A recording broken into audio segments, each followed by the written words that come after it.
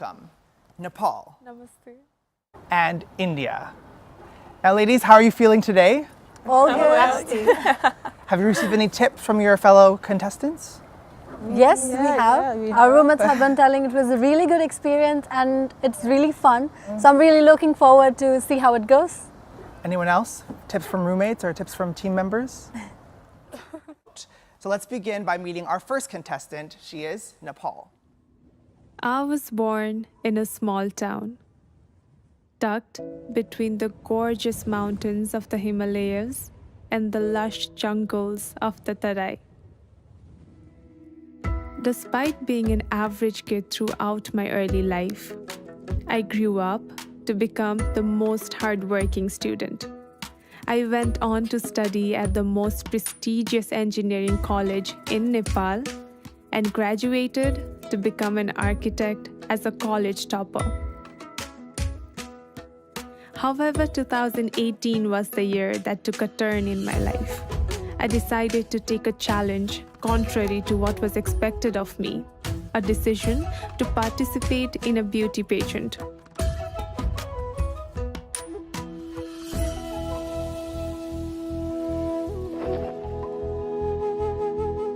So now, I've embarked upon the biggest challenge of my life yet, to be the Miss World 2018.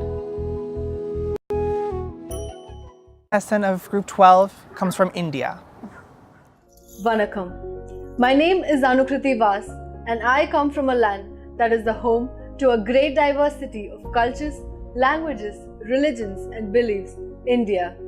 I was born and raised in a small and beautiful village called Trichy, located in the southern part of the country where we speak Tamil, one of the only surviving classical languages in the world. It was a wholesome childhood with a happy family until one day, my father suddenly abandoned us. I was only 7 by then. My life, as I had known it until then, changed drastically. Having lost the spine of my family, I was left behind with a very sensitive mother and a younger brother. I joined the National Cadet Corps and became more interested in male-dominated pursuits like athletics and motorbikes. I know what it is to be without a complete family, but I also know what a difference a single person can make.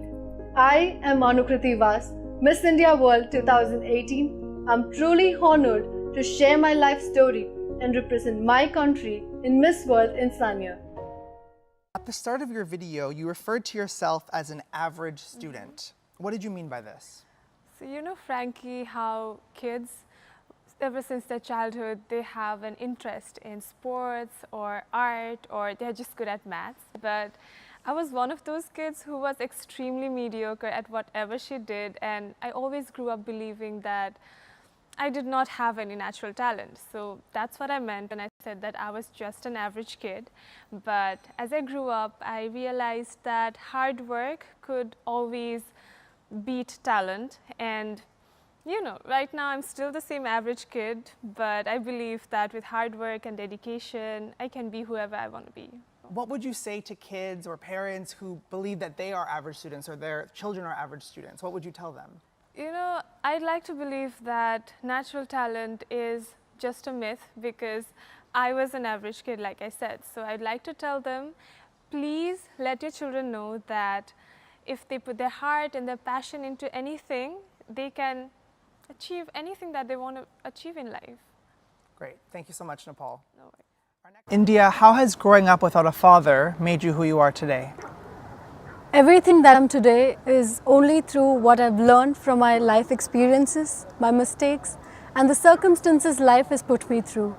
And my father abandoning us when I was only 7 years old has turned me into a strong, confident and independent woman that I'm today, and has shown me how courageous a woman could be through my real life superwoman, my mother, as she not just filled my father's shoes perfectly, but also has been the best example of a self-empowered woman. And learning from her as I grew up, I took up the responsibility to become the man of the house, to be able to be a better role model to my younger brother, and also an emotional support to my mother. And if it's my mother's unconditional love that kept me going, it is my father's absence that drove me to find the purpose of my life, that is to stand with those who are abandoned by the society just like me. So I truly believe that everything in the world happens for a reason, and it's not the circumstances that define you, but it's how you face it that makes who you are. So, yeah. Thank you, India. And will your mom be coming to the Miss World final? No, she won't be, but her blessings are always with me. Thank you, India. Thank you so much.